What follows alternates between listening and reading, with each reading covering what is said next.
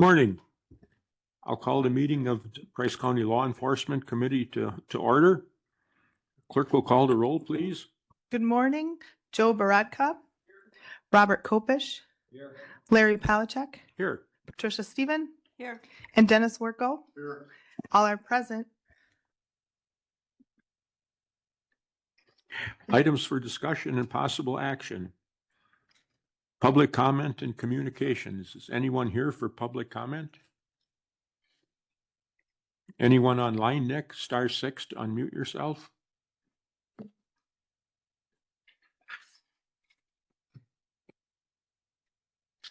Looks like we got a lot of listeners today.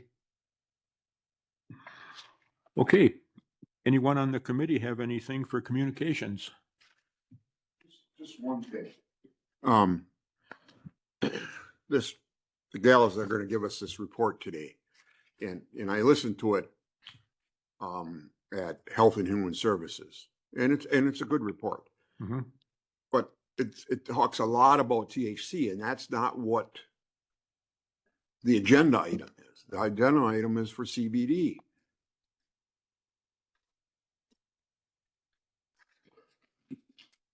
It gets confusing when you tie the two together. But that's all I got to say. Okay. That's right. I'm sure they will enlighten us. Joe? Okay, anybody else for communications? Ladies and gentlemen, what are your pleasure on the minutes from our April 3rd meeting? I will move to approve. Second. Motion by Kopish, seconded by Worko. Any further discussion? All in favor signify by saying aye. Aye. Opposed? Motion carried. And now we finally got the coroner's report right up at the top. Which is pretty darn wonderful. Yep, well, you're that important to us. It's quite a month. We had 9 calls in May and we had 1 death with unusual circumstances that required an autopsy. I have 1 voucher for $950 and that's pretty much it.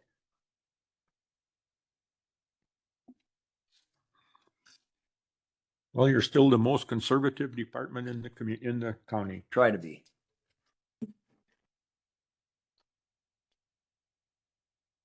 I'll accept the coroner's report. Does any committee member have anything for Jim on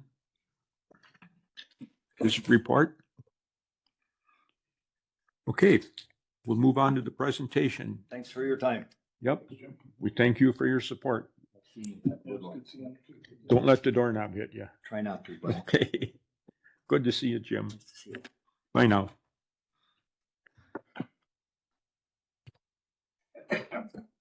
Okay, good morning, everyone. Morning.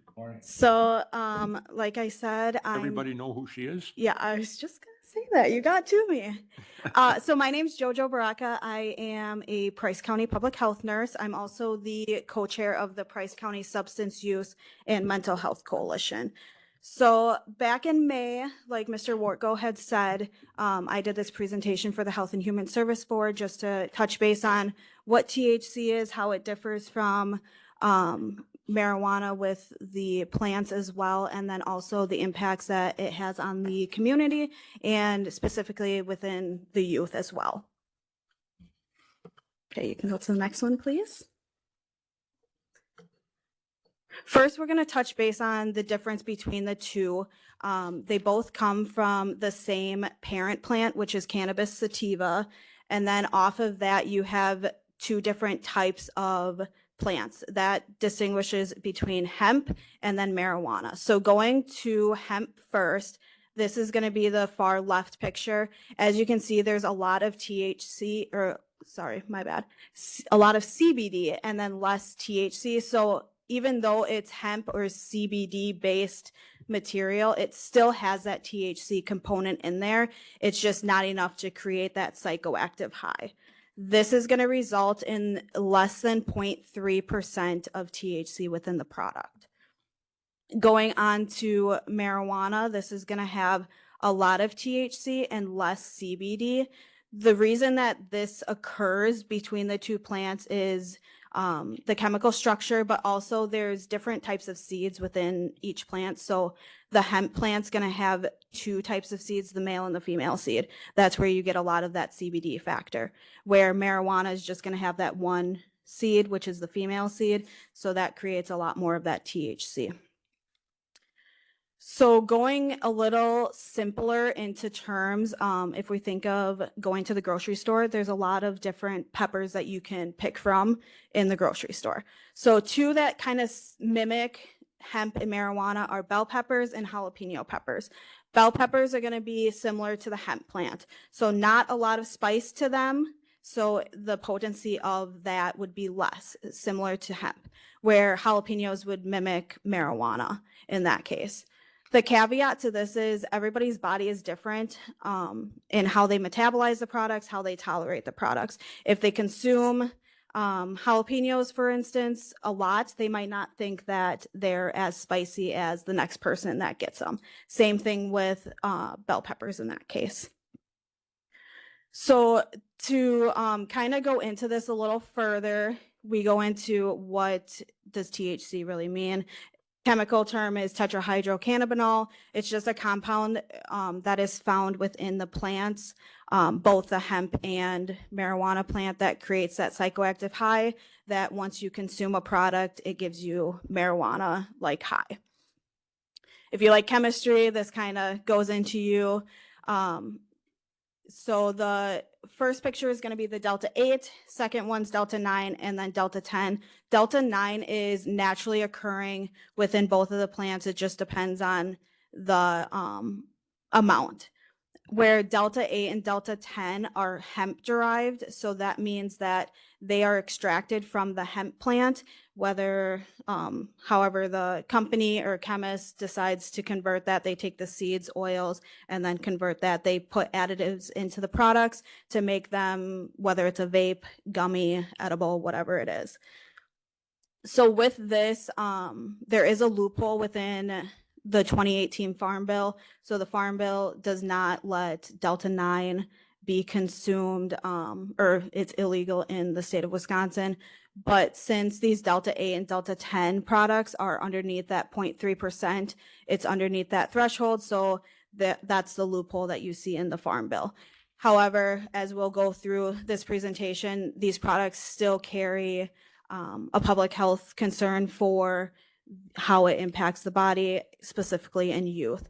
So with the THC products as well, there's different types that you can have. I already spoke about the vapes, so those are going to be like the inhaling substances, edibles, and then also there's concentrates. So this is where you get the waxes, and then there's in the bottom right hand corner, there's a picture of shatter, which is just like a honey-like substance. So once it gets heated up, it creates a vapor. The individual inhales it, and then they get that high that way. Okay, you can go to the next one, please. So these circles just kind of depict how each of the chemical structures differ. Wherever that double bond is on the structure determines the potency and the level of the product. This next slide is just to kind of be familiar with different terms that are used for marijuana and THC products. It is just a good reminder of that. The next slide is going to go into why these products are being used. Public health and coalition standpoint, we always like to know, why are these products being used? Why are they very popular in this day? So some of the ways that we have seen is it's a way to relax. It's a way to get high, feeling that euphoria in some cases. The other cases are if they're coping with different challenges within their life. Everyone has challenges in their life. It's just a matter of how they cope with it. So some people turn to THC products to minimize that. The only bad thing about that is that it's only suppressing the feeling. So it's kind of putting a Band-Aid on a big open wound. You're only covering it up for a little bit of time. And then once that high or that feeling wears off, then you're kind of back to square one. And then the other areas are to fit in, have fun. They want to try something new, specifically with youth. They like to try new things. They're very curious individuals. Okay. So everyone has this in their handout that I had given at the beginning. So I'm just going to touch base on a couple of these just because you guys can kind of fill in the blanks that way. So I broke out all 3 of the Delta products and then there's CBD too, just to get that baseline. So starting with Delta 8, the psychoactive property that's going to be had with it is you might have a mild high with it because it's not fully naturally occurring within the plant. There's only little amounts. When it's synthesized, you have a slight variation. It's not going to be as high as the Delta 9. Adverse effects, so these are going to be kind of what you're going to feel shortly after or even during. Could have a loss of consciousness, increased heart rate, irregular breathing. Going into Delta 9, this is going to be the highest because it's naturally occurring in abundance within the product. You might feel some euphoria, deep relaxation. Adverse effects, you're going to have some extreme hallucinations, dissociated thoughts. So these are going to be thoughts that you're going to feel out of body, out of tune with the world, just kind of in outer space, so to speak. Delta 10 is going to be a little different. The goal of the product would be to boost the focus. Adverse effects to it, you might feel dizzy, tired, nauseated. Looking at the long-term effects, it kind of is across the board for all 3 of these products. Higher risk of stroke and heart disease. So going into that with the increase in heart rate, our body is not designed to have an increased heart rate for a very long time. So if we're consuming these products, high heart rate, you have a higher risk of developing one of those. Damage to the lungs is going to be specifically to or for inhalants. It's going to scar the lungs, minimize the oxygenation within the body. So our vital organs aren't going to get as much oxygen as they should. The last one's going to be looking specifically for youth. It's going to have changes within how the brain works. So I will talk about this kind of later with the whole mental health concerns, how it's going to affect their school and athletic abilities as well. And then CBD, not going to have a high just because of how little THC was within the product. And then you might have some irritability, tired, hungry, stuff like that.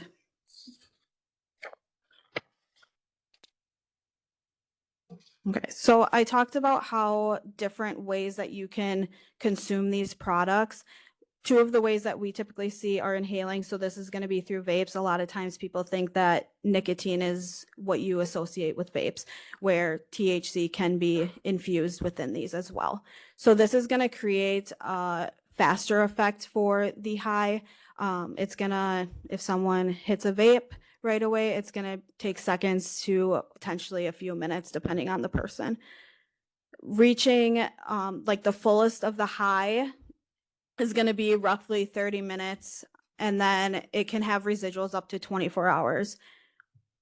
Going into the ingesting side of things, this is going to take longer just for the fact that there's a lot more body systems that have to go into play to metabolize the products and then get them to the respective place that it's supposed to go to. So this is going to last or take up to 30 minutes to 2 hours to reach some type of effect. The high of the highs will be within 4 hours, and then there's residual effects up to 24 hours. The one thing that isn't very well known is for ingesting specifically with gummies, they think that it's going to be similar to doing like an inhaling substance where they're going to feel the effects just like that. But without proper education and understanding of the products, they could potentially overdose because they're trying to consume a lot of the gummies to get that effect. But like it's stated up there and in your packet, it's not going to be right away. So we're looking at a potential overdose situation overdoses isn't just opioids. Overdose can happen with any type of substance, medication, that's not taken as the recommended dosing, and then you get the adverse effects that you're not looking for.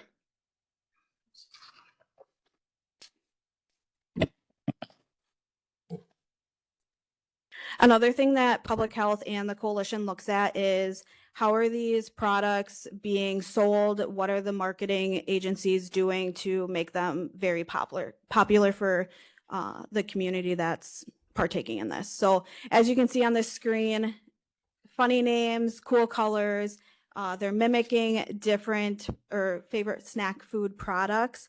They're easily disguisable, as you can see on the screen. Sour Patch Kids, they look very similar, same with like Doritos in that aspect. So we're looking at that way how youth are able to hide these, even adults as well. And then also the online accessibility. So the next slide is going to kind of show like a comparison of what Delta 8 product would look like specifically, and then looking at how it mimics the snack-like food.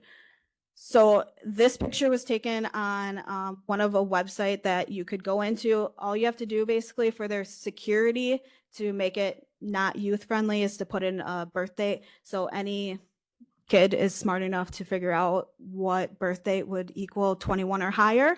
So that's how you can access most of these websites. So once you purchase the product, if say an adult purchases this, the company does a pretty good job about how explaining like how to use the products, how much is in it, the milligrams of THC that's in one of the gummies. The thing that is concerning to public health is what if these are potentially left out on a counter or in the bathroom, and say a 3-year-old comes in and they're looking at brushing their teeth, but they see these gummies.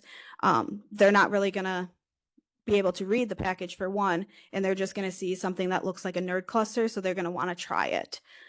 So that's the one thing, and a lot of times kids aren't gonna just eat one gummy, they're gonna eat multiple. So in this instance, if this package was in the home, they could be eating up to 250 milligrams of THC within the product. The other part to this is just like any other substance, you don't necessarily know how much THC is within each of those gummies. They can say that there's 25 milligrams within there, but there's really not a specific way to know that every single gummy has that specific amount. So it can vary with how much THC could potentially be in one of those gummies.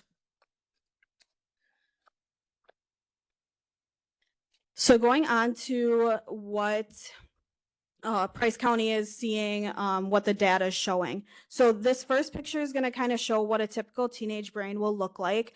The larger highlighted area is our prefrontal cortex. So this is our reasoning, logic, thinking. And then the smaller highlighted area is the amygdala. So this is responsible for like how we portray our emotions, what emotions we're feeling at the time. The next picture that's going to show up on the screen is going to be how the brain is impacted while using these products. So if we're looking at a youth that is potentially using these products during, before, after school, what have you, we're looking at an academic standpoint for the first part. So they're going to have poor decision making, meaning they might not be wanting to do their homework because they have other things that they think that they should be doing. Poor impulse control, same aspect. Impaired memory, so whatever the curriculum is that the teacher is doing that day, they might not be fully absorbing that information because they don't have that memory right there with them.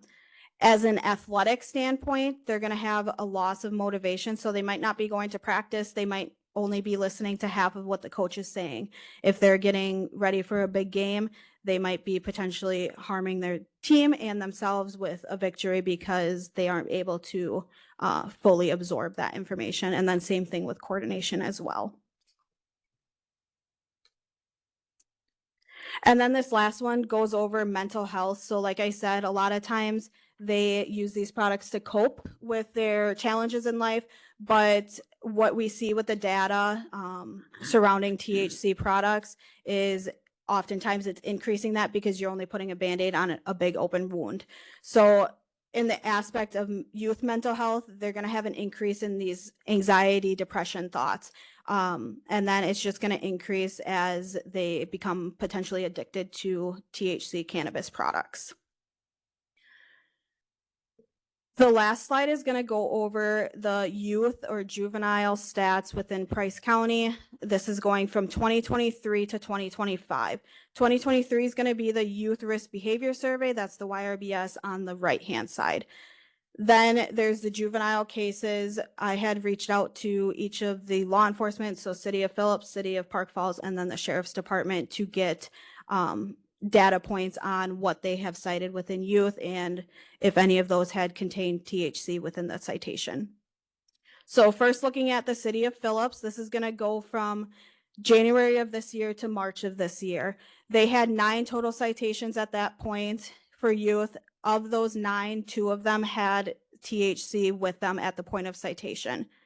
Looking at the City of Park Falls, they had 5 total cases, and then all 5 of those had THC. This is spanning from May of 2024 to December of 2024. They have not had any citations within 2025 at the point that I had contacted them. And then the Sheriff's Office had 1 case of THC for the youth. And this is for this year as well. So a lot of times it doesn't look like there's that many youth that are impacted by THC use. But if we look at the right-hand side of this screen for the YRBS, this is taken for all high school, middle school students within the United States. This is specific just for Price County.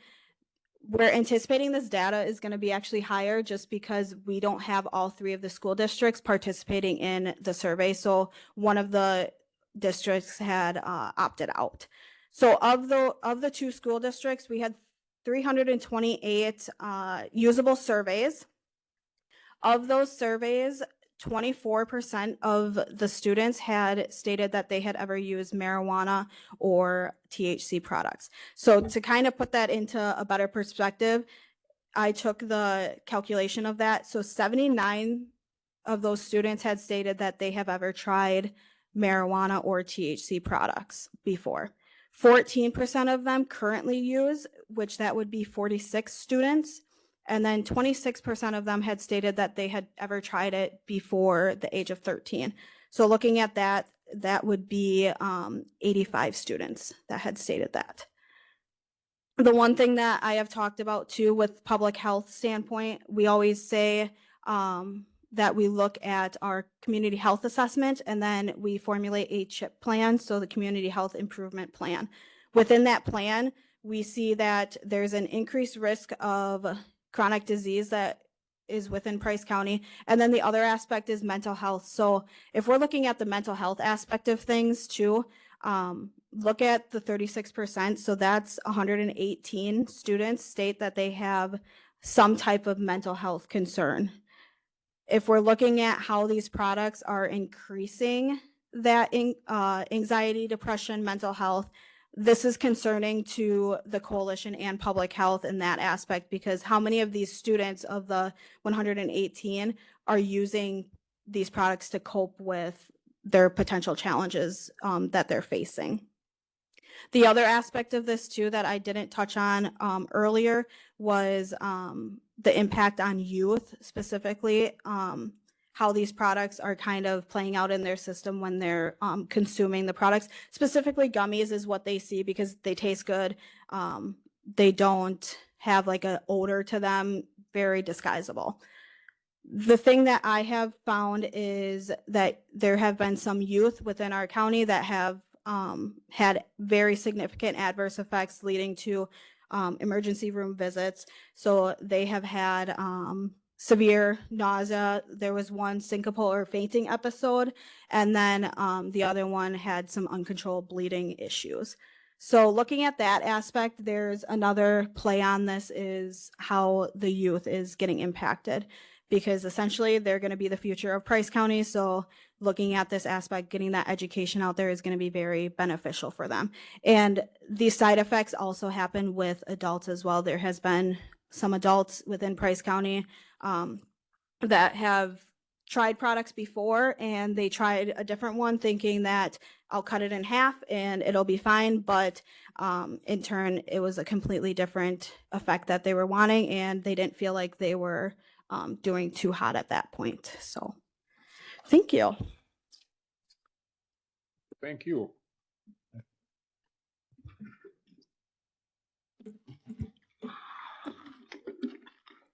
The reason this was on the agenda was we had a request from a business concern to legalize Delta 8 in Price County. After this presentation, I guess what is the health department's take on legalizing the sale of Delta 8 in Price County?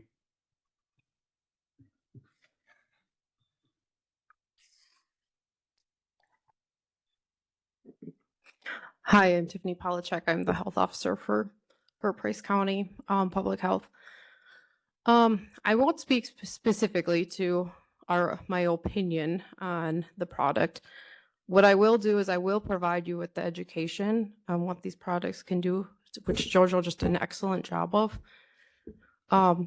If we look at our community health assessment that was completed in 2023 and the community health improvement plan that we developed, one of the biggest concerns that was on there was substance abuse. So you can look at that as how you wish. The coalition takes an active role in trying to limit substance abuse among all of our community, but specifically within our youth. And if, like Jojo said, if we're looking at the future of Price County, we're looking at those youth. Concern is you look at those little kids. If you show that picture of those gummies that look like those little nerd clusters, I don't know how many of us, looking at our kids, our grandkids, if they got a hold of one of those, how many of them would know that that was something different? I'm not telling you how to make a decision today, sir, but I am going to tell you that that is our concern. How you choose, we will respect, but we will continue to educate our community on that so that they are aware of it. So that those who are consuming, whether they're adult, they are a teen, they have children, they have grandchildren, that they are aware of that potential risk, that it can be okay for some, as she explained with her good analogy with the peppers, but for others, it can be severe and very scary. Looking at our youth in our high school, look at the mental health portion of it, look at our athletes. I think we often look at, well, why? Why are they acting that way? We have some evidence to show that this may be some of that. I'm not saying it's all of it, but it's some of it. You have the ability to talk to your constituents and get their input on it, just like we did when we did the community needs assessment, and they identified mental health and substance abuse as major concerns within our community. And that's what we are going to continue to work on through the rest of our community health improvement plan that goes through 2027. But that is our take as public health, and we will continue to educate no matter what decision is made. But please consider the youth and everything. Does that answer your question, sir? It did. Thanks, Tiffany.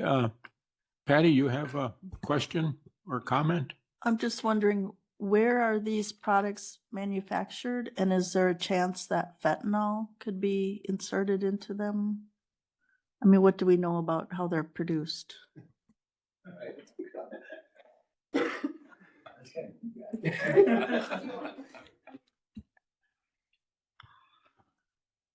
In the manufacturing of any kind of substance such as that, you can lace, and we have found substances such as Delta-9 marijuana laced with fentanyl. You can put fentanyl practically anything. It's a powder, and you can put it in the product. So we would see people having meth and fentanyl together, and they do it together. Marijuana itself can be laced with things such as fentanyl and meth. So PCP, which is very rare. Cocaine is making a big surge now back in the county. So these things can have other substances in it. Joe, you have a question? So just a quick one, Brian. Can your department test separately for CBD and THC? Well, we test for the presence of THC. Just the presence. Thank I you. mean, when you're starting to break down things, you may have to send something like that out to a lab. Right. Yep. But if you had somebody pulled over for a reason and they seemed impaired and you tested for it, you couldn't tell whether it was CBD related or it was marijuana. THC. Well, maybe packaging may be more of an advent, the person talking to us, Yeah. the packaging that the material is in, we'd be able to, I guess, go from there and take a determination. If it's just plain sitting out in plain view, no, you're right, it'd be difficult. I knew you weren't gonna be far. You know, I was gonna ask you a question. Yes. If we drew a scale of all the different drugs or bad substances like meth and fentanyl and CBD, where would CBD fall on that scale? Well, I mean, just technically, chemistry wise, I would say it's on the lower end. CBD is chemistry. I mean, if you're asking for usage and things of that nature, I mean, everyone has their own niche or niche that they would prefer, whether they want heroin or they want pop pills, they want opiates in that sense. But the concern is that now the marijuana, the Delta that you're discussing, is not from the days of the ditchweed that you guys grew up with. And I'm not going to age you guys, but it's certainly not the stuff where you'd see the 6% THC level in the plant. Now they're making hybrids and they're making plants that are 90%. So you got the dabs, the butter, you've got what would be the tar that you'd used to see, hash oil. You'd hear about hashish or something like that. The concentration is by far greater, and it's becoming more of an impact, I think, as the health department talks about with the youth, because it does impact their development. Do you think banning it in Price County is going to stop it? It's a good question, Dewey. I guess for me, I'm giving you what my constituents, which are yours, and I have far more constituents than you do. But I know the people I've spoken through from Spirit up to Kennedy to Pike Lake down to Kennon, they don't want the stuff in the county. And that's what I get from my constituents, in the sense that, yeah, you're right. You're not going to keep it out of the county, but the likelihood of a 15-year-old, 14-year-old, 13-year-old that can't drive, being in Fifield, Park Falls, Prentice, Ogama, Phillips, they won't have the availability as the 17, 18-year-old that would leave the county and go somewhere else. So I'm looking more for that as far as the development of children, in our community. Joe? This isn't for you, Brian. So, wanted to sit. It's up to you. Thanks, Brian. So just a couple things that I wanted to point out. Starting out first with Dennis's comment here in the public comment side, that the health department gave us a presentation on THC more so than CBD. First and foremost, I requested the difference between CBD and THC so I could understand how CBD was manufactured. And CBD actually has THC in it, which I learned that is legal because it's under 3%. So the statement that this didn't pertain to the ordinance discussion, I don't find that valid. The second one was, we asked the health department to give the same presentation that they gave at Health and Human Services, which is this presentation. So those comments in the beginning, I don't see as valid. Second thing is, as I talked with Brian here, it sounds to me like when we're doing a stop, part of this is we can't test between the two. So how do we know what's happening? Is this CBD that somebody took too many of because of the delayed effect, because it's in a gummy version as the health department presented to us? Or is it something more than that? So there's another point of it. And I guess the last thing on my opinion is a previous committee and board passed this ordinance. I have heard nothing in the last 2-3 meetings that dissuades me to change that ordinance in any manner. I think it's there for a reason. I think it's a good reason. And I think helping one child is worth a little bit of inconvenience, if that may be what it is. And again, constituents I've talked to, same as what Brian has said, they don't want this stuff in our county. So we have an ordinance. I don't see a reason to change it. Just my opinion. Thank you. Thanks, Joe. With all due respect to Joel, I agree with a lot of the things he's saying, but I think the only thing that we accomplished with this ordinance was to put one in Park Falls. I can only speak of. I don't know about the rest of the county, but we put one business out of business, and we hurt another business significantly. And I think the stuff is still in the county. I think one of the biggest opponents to this CBD in Price County is ordering it online now, because you can easily order it online. The stuff is made in Edgar. You can drive to Edgar and get it. I don't think we accomplished anything with why we're doing this. Joe. So with all due respect to you, Dennis, too, I hear your points. I do. But it's still here. So everything in life that we struggle against and we know is detrimental to whatever we're looking at, it's still here. So we just quit. We just give up. We just say, okay, throw it in. We'll just do what we're going to do. Again, I'll go back to the kids. Adults can do what they want to do, and they're going to order it online and they're going to have it, and so be it. But again, if that one adult that would order it and wanted to try it isn't going to do it because there's an ordinance in Price County, and I know this is hypothetical, and I know this is a long shot, a stretch, but one life is worth a stretch to me, is that one person that doesn't do it because there is an ordinance here, and there's one kid that doesn't get affected by it, that's worth it to me, my opinion. So again, with all due respect, I understand your point. I just don't see the evidence here that warrants the change for this ordinance, and the ordinance was put into place. Thank you. Mr. Kopish? Ordinance. But I did it out of ignorance. After it was passed, I changed my opinion, and I would have never voted for it. I don't think prohibition works. Mr. Kopish, you have a comment? Yeah, I agree with Joe, most of what he said.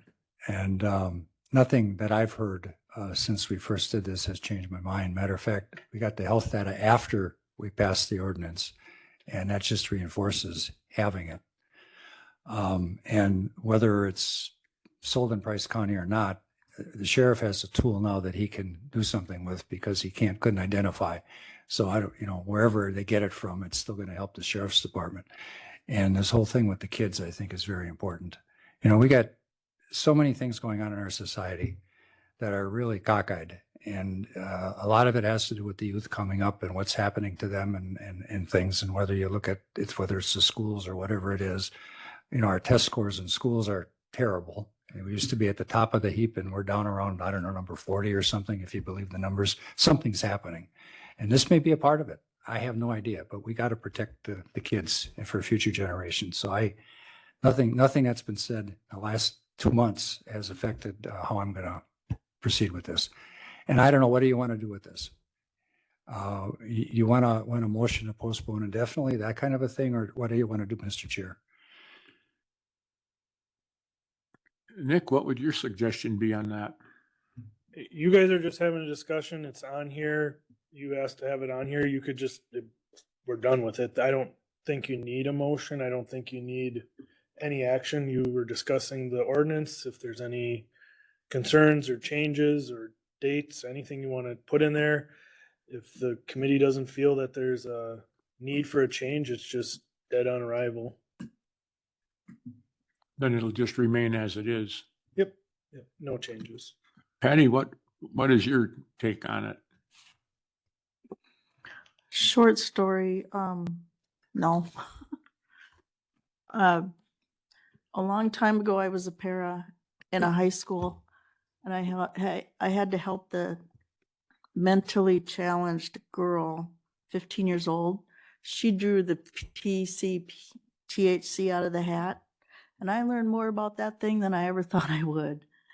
And I would not amend based on what I learned. Okay, thanks, Patty. Is there any further discussion on it? I guess then it will remain as is. We had it brought up and we updated it for a reason. Our law enforcement department thought that it needed to be updated, and with what health department has told us here today, unless something else comes up on it, it'll remain as is. Okay, thank you. Thanks, girls, for coming in today. Thanks, Brian. Thanks for the good work you do. Thank you, Mr. Sheriff. Okay. District Attorney Department report. The report I have for that is, some of you may have seen it. It is public knowledge that our DA, Matt McElroy, has submitted his resignation to the governor's office. It'll be effective July 7th, 2025. He's going into private practice for himself, I believe down in central Wisconsin area. So we will be, or we won't be, but the governor's office will be looking for a replacement to be appointed. I don't know timing wise how that works, if it's an appointment to fulfill the current, the election, the period, or if there's a special election time period because it's 3 years out, 2 years out. We have not been updated on that from the governor's office. So we do have an assistant DA in place that we share with Taylor County. So that individual will be, I'm assuming, taking over a little bit more up here to keep things going until we receive a replacement appointment. So he's gone right now already? July 7th will be his last day. But he will work until then. Correct. Yep. Is looking at sharing a DA with Taylor County in the long run, is that an option for us? We currently share the ADA position, the second one. A DA is a statutory requirement to be elected by the county. So you'll have a minimum of one DA in every county. The ADAs are the assistants to those. Mr. Chair, may I ask a question? Sure. Do you know if we have any input as to who the governor or his committee selects, or is that we get what we get? My understanding is the governor puts out a notice that there's an opening for appointment to that position. He has a council, so it's not actually the governor that looks at it. But I don't recall when they appointed Carl.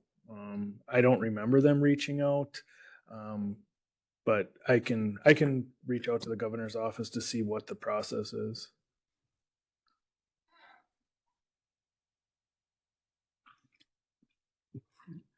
Anything else on the district attorney's report? Not that I'm aware of, no. If not, I'll accept that and we'll go on to the clerk of circuit court. No updates that I can think of. Everybody's there, so. All's well. Yeah. I'll accept the clerk's report. Sheriff's Office Department report. Your moment in the sun, Brian. See that, Larry?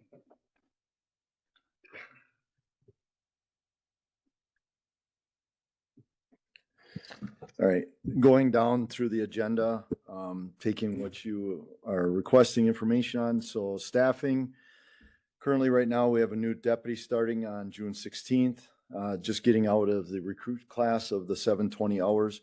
He'll be starting at that point, starting FTOing. We have one applicant right now for part-time, which we should be interviewing a part-time deputy. He is currently in recruit school and hopefully finishing up his 4-year degree by the end of the year. So, but we are still looking for part-timers in the jail and in the road. Staffing concerns we have is one of our deputies will be deploying with the military to Poland for 1 year, starting in June here. And then towards the end or beginning of January or July and the end of July, we have 2 deputies will be going on FMLA. So we will be short 3 deputies. You'll see an increase in the overtime potentially line item, which Nick and I have been talking about as far as the impact on the budget. So we are looking for obviously part-timers to fill in where we can. We're moving people from one rotation to the other rotation to offset. 2 investigators will be working more night shift on that where we're missing people at.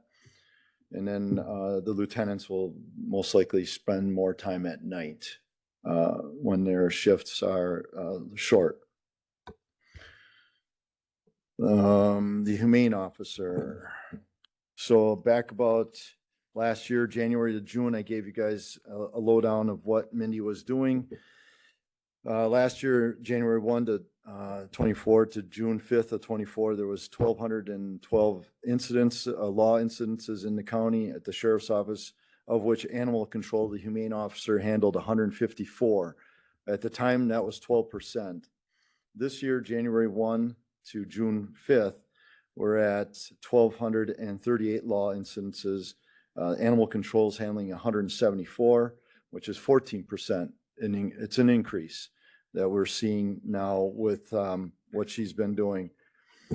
So to break it down for 2025, and when we say law incidences, those are more of what they're more of an investigation. They're a lot of times referred to the district attorney, whether for criminal or to corporation counsel, which I use Bryce over at Slaby Data for ordinances. Of those, there were animal calls. There were 68. There was 14 animal bites, 17 animal welfare calls, 8 nuisance animals. We did assist, I believe it was Park Falls on a cat bite, and then lost or found animals. We had 66. So Mindy has increased her workload. One of the things that I asked her to do was just give me an idea of what happens in a typical moment at times for her so you guys can understand. On April 8th of this year, Mindy had received an anonymous request from a community member to check on several animals at a residence in the township of Ogama. Upon making contact, the owners chose to surrender 2 dogs, one of which needed medical attention. There was a number of medical issues with the dogs. It was found that 8 more cats and 3 more dogs were in the home. This is become more typical in our county, and Mindy has been dealing with this on a more regular basis, as you can tell when we have issues at Catkins, when Catkins gets full. The Catkins did accept the 2 dogs and surrendered, paid for medical appointments.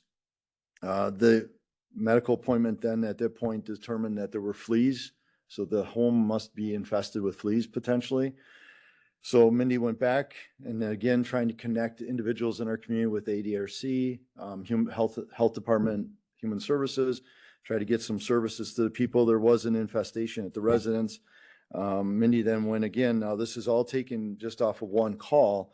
Mindy did get some products from Catkins and donations, which I have a picture of a number of products to try to help the family get out from under this infestation. So it just gives you kind of a snapshot of one day, which becomes more like a week or 2 weeks when dealing with animal control and humane officer, because it's not just simply the dog bite or catching the dog. It's connecting people with resources that we need for those families and those people. So it gives you an idea of what's going on that part. The canine, Kane did have surgery. He will be out for 2 weeks. He did get recertified before surgery, which won't impact him. He will get a return to work slip so the county can be satisfied with that. And then both dogs, like I said, went through recertification and both had passed with flying colors on that. And again, well, both dogs are patrol dogs. They are scent specific drugs and bite, just to keep you informed on that. What was the surgery for, Brian? An issue on the backside that, there was like a gland, like a thing that needed to be removed. So, Craig, they determined they'll send it out and do some, obviously, work on it and see what it is. And I'll let you guys know, of course. Good. Thank you. And I was able to get donation money for the surgery. So that we do have canine funds, but I figured that this is something maybe some public members would help us on, which they did. Recreation, rec patrol, because of the openings we are having, Joel has been working more road patrol than rec patrol. Joel does get out every so often, especially like fishing opener or any kind of boating. We try to work with him and work with the schedule to get him out on larger events that we may have in our communities, from Butternut to Worcester Lake, or the trails for the UTVs and ATVs. Equipment, as always, we're looking to get those portables updated and get some things. Nick, again, we're working within trying to get that through projects, special projects, and then trying to get that. The last thing to talk about would be the impact. The district attorneys will impact the jail population. Our deputies are active. On a given weekend, we can see 3 to 4 to 5 people being placed under arrest for various crimes throughout the community, plus Park Falls, Phillips Police Department, State Patrol, DNR. So anytime we do have an impact to the court system, it does impact the jail. So when you look at the budget, you see housing out of county. At one point, we had housed 8 inmates in Taylor County, and we were sitting, I believe, at like 26 in-house. Technically, I'm only supposed to really hold 22, but we do have boats, or we do put people on, in the holding cells temporarily that we can. Like right now, we're housing an individual that is incompetent, and I have a disagreement with the court system why, if someone's incompetent, why they're in jail, but we're holding that person to go to Mendota. And right now they're at number 40, I think. They started out at 105. We got down to, I think we're at 40. So it's going to take a couple more weeks before we can place this person in an appropriate facility. Does anyone have any questions in that respect? So some of the things that you guys wanted to discuss. Yes, I do. I seen I'm assuming it was a rec officer, maybe it was just one of your other officers, had UTV pulled over in Park Falls, which is a good thing because they're. Was the truck, we have some Was a trucks, truck. and did it have a topper on it, or was it just straight black truck? Well, I can't say. Okay, That doesn't make any Okay. difference. What my question is when the rec officer, say he is patrolling in Park Falls, if he stops somebody and he's gonna cite them, okay. does he cite them under the county ordinance, or does he cite them underneath the state ordinance, or does he cite them under the city ordinance? Well, city is totally out. I don't enforce city ordinances. Okay, because that's much more restrictive.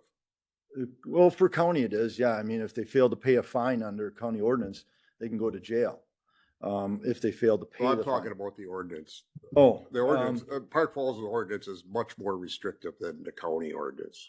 well, and we don't have a contract agreement with the city to enforce any ordinances or patrol the city. We just do our normal, what we would do Yeah, for and anyone. this was right off the highway, Yeah. so I'm assuming that's, Yep. what it was about. but- It depends on the violation and what the officer's discretion. I But what don't, would we have to do to get them to patrol a little more in Park Falls? you're asking if you want me to patrol more of the city. I had that conversation with the mayor, Tom, at the time about that, and you'd have to go into a contract for services. with But the I'm talking county. about the rec officer. Yeah, the rec officer would be more dealing with a contract for service. But he does patrol the city at times, and Yeah, he does. I Yep. see him. but he's also supposed to be in Phillips or the boat landings or things of that nature, but he does get into the cities. And if, I know if Marv calls and he says, hey, we're having a problem with a particular person, then we sit and we just wait until that person decides to do something. That violates the rules. I mean, not just to sit and wait for that one, but just, if they violate the rules. Don't worry, I don't stalk. Now you guys just, That isn't where I'm going with this. Alright. I'm trying to get more compliance with the rules. okay, That's what I'm talking about. all right. Yeah, I mean, if you have an incident, we need to get some people up there, we'll do it, but I'm not gonna specifically, go to one community over another, cause I have to treat I'm Spirit. not asking you to do that. Yeah, either. I gotta treat them all the same. Yeah, But if we do have, obviously a problem, I Problem fully person. understand that. yeah.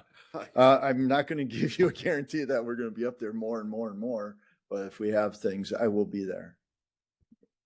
Is that what you're looking for, or do you want me just, give me a clue? Give me a shot here, what you're looking for. Well, I'm looking for,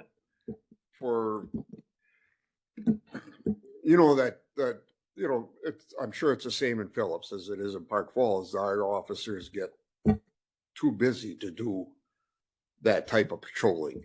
Okay, That's what the problem, that's why we put them on the sheriff's department, correct? well, I mean, the rec officer, I think a city could probably, it depends on what agreements they make with the DNR. I don't know, I I mean. don't know if they could get I I- don't know if they're eligible for that. but- Yeah, either do I. I haven't explored that.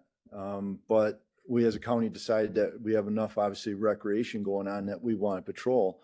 The problem we're having is obviously just trying to get deputies on patrol. Like you said, hiring a deputy. The city is having the same, I'm assuming you're having the same difficulty hiring people as Phillips is or anyone in Well, we've been Wisconsin. pretty fortunate here lately, but now we've got one that is going to retire and Yeah, I mean, definitely we work together closely with things in that regard.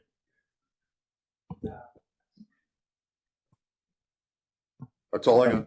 Yeah, no. Oh, which one was first? I'm on something, Go ahead, Patty. quick question. You said our jail is full, but we have 8 in Taylor County? Well, at the most this year so far, we've had up to 8. Right now, I think we're maybe at 6 or 4, Okay. right? And then we're at probably 4 more so. I was just wondering, because if everybody's full, how does Taylor County have room to take our overflow when, I didn't say Taylor's, we're full. Yeah, We're we full. we Tail- have, tail- we have what the smallest. We're the smallest Jail. jail in the state of Wisconsin, populate, that Okay. holds. Right. Florence County can hold 28, believe it or not. Iron County can hold in the 30s. I But think Taylor Pepin County. County in what, 2010, 11, uh, they it was created over 20 years ago that they made an expansion on their that long jail. ago. But they went up to like 100 and. They're in close to 100, but they do house a lot out of Marathon. Marathon County, I know, had one point housed a couple hundred, that they had like 200 out at one time, maybe, or Okay. 100. Chippewa County is always available for Yeah. beds. I mean, that's getting farther away from us, but like we have my Monday call, we talked about that, like availability. Sawyer County tends to be full. Ashland tends to be pretty full, but They it don't depends. accept- Right now, their staffing is their issue. Iron Douglas- County doesn't want to, we would use Iron County every so often. They don't accept females. They don't have staff. And then Ashland's the same way. We have used Oneida County. Again, you got to shop around and see which is your better cost of, because some counties charge 60 a day, some charge 40 a day. okay. Are we housing any other counties? People, okay. We house probation if someone's on a probation hold. Warrants, if we do get someone on a warrant out of state or out of county, we house them. But then the jail tries to typically get that quick turnaround. Out of state is more difficult because of the governor's warrant system. But, yeah, we haven't housed, we did house Cubans in the 80s. They had a big fire in the jail at that time. And we did house a number out of mid-90s. We housed Sheboygan County because they were doing something and they were full. I remember Wayne housing 8, 9 Sheboygan County at the time. But we haven't housed in Okay. ages. Thank you. Just a comment, I'm going to refute Mr. Wortko here. Park Falls has a police department. Okay, Phillips has a police department. The rest of the county has a sheriff's department. We have limited deputies to cover a lot of ground. Now, I believe Brian will help whenever he can, but I would hate to see taking people off the county. Phillips don't pay for any of that, do they? Yeah, they do. For the sheriff's department.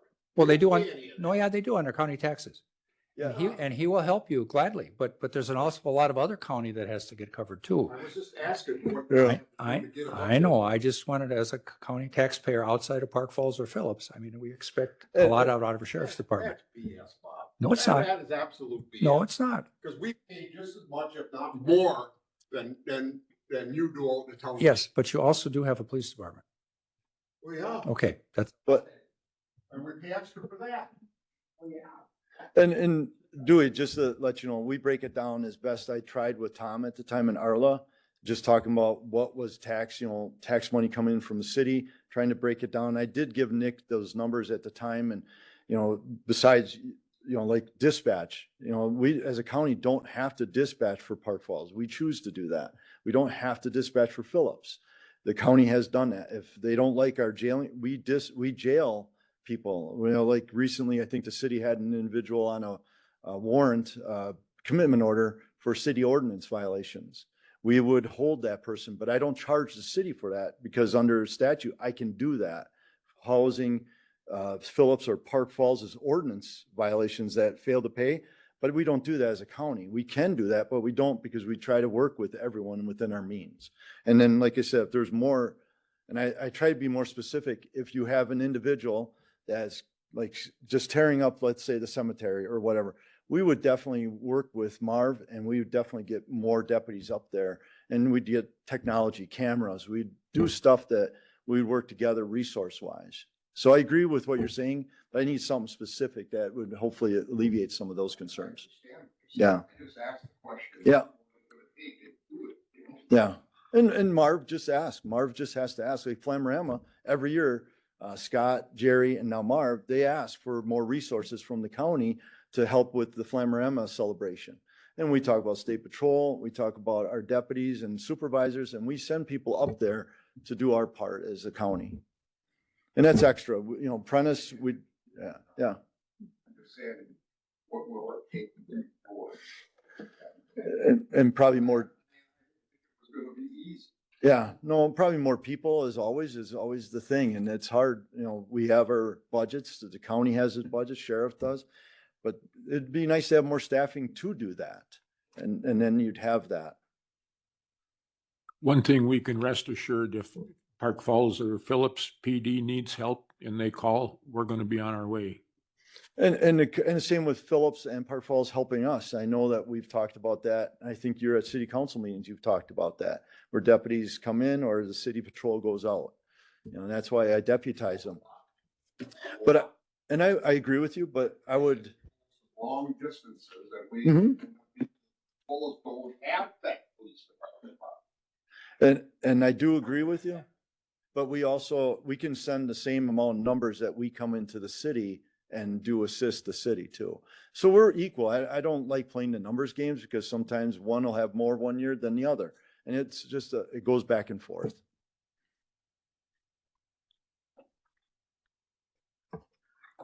Anything else for the sheriff on that item before we get to equipment needs update? Yeah, no, portable radios as always. I know Bob is, the chief deputy is working on getting the squads down to Belco to get those set up for putting out and getting rid of the higher mileage vehicles. And so just working on the radio project with Nick in the county, working on the squads. As things go along, there's still always that little wish list that we've had as far as a hood, within the sheriff's office at some point put down by the evidence room for testing drug materials so we don't have problems with people, deputies getting sick or anything like that. But those are little things that Nick and I have been talking about as far as special projects. Okay. All right. Are you done with us? Oh, I see the people up there and I know how lively it can be on law enforcement committee. And I'm sure they appreciate that. And I'm answering. I hope I've answered it all. Good. Yep. Situation at all.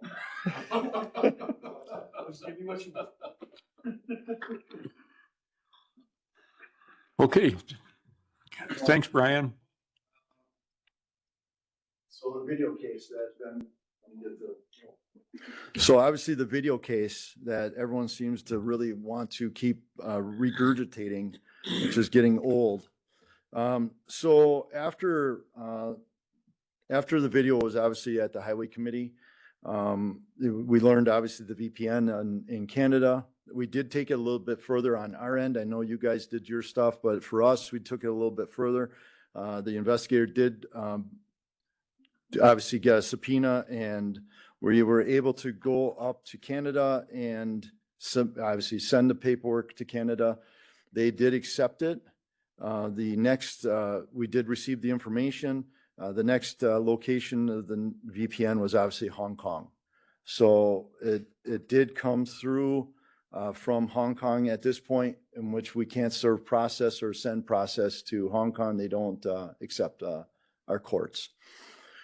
After that, that's where it ended. There was a little side note that we learned through, Bob had learned through some other people in his contacts that something similar like this happened in Wood County.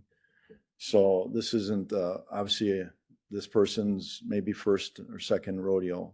Maybe we're not sure if they're even connected, but very similar to what happened here. So, yeah, any other? Well, I think we've done all we can do on our end.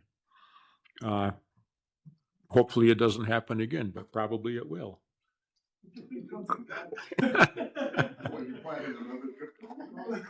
Yeah. And I challenge any other department to have that good a entertainment at their meeting, even though it was only a few seconds. Thanks, Brian. Thanks, Brian. Thanks, Bob. Okay, what's your pleasure on the committee vouchers? I see they've all been around. Motion to approve. Second. Motion by Wartko, seconded by Kopish. Any further discussion? All in favor signify by saying aye. Opposed?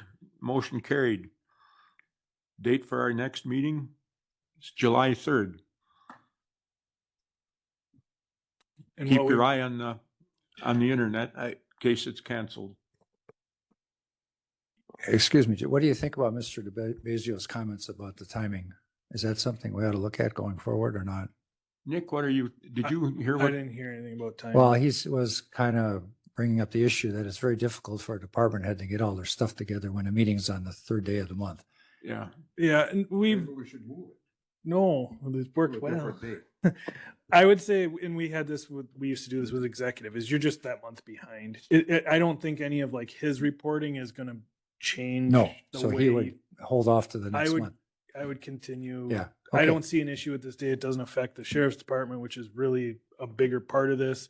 It's not oh my gosh, we can't pay our bills for an extra month. If this, like his May report wasn't May, if it was April's, it wouldn't affect I agree. the So we're just leave it business. alone. Yeah. Okay, thank you. Brian and Bob, what are your thoughts on, is it too early in the month, the first Thursday? I said I gave him a look. Whatever. You want to talk about your trip to Hong Kong? No, whatever you guys decide, we'll accommodate you on what your needs are. I mean, it's also, this is your meeting, and if we can't make it, like Bob and I can't make it, we'll try to either get someone here or we'll just hit the next meeting. So it's very entertaining, Dewey. Thank you. You. You're just being you. I appreciate you.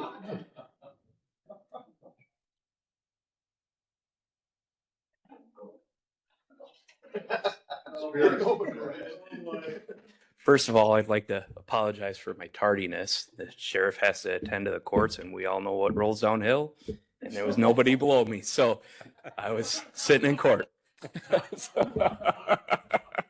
But One thing while we have Kids, huh, Brian? Christian here, I would like to thank Christian.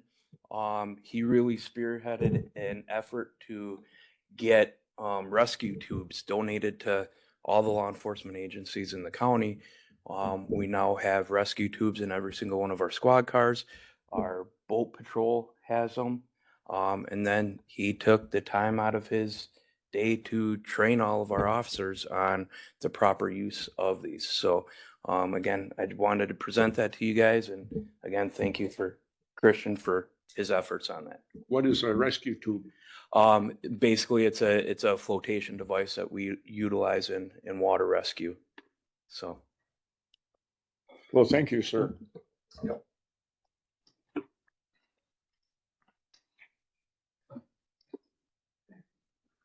We got a few hours left if something something else. 1 o'clock. I'm bowing out. See you later. Yeah, Okay. With that, we've exhausted our agenda and I'll declare the meeting adjourned. Thank you.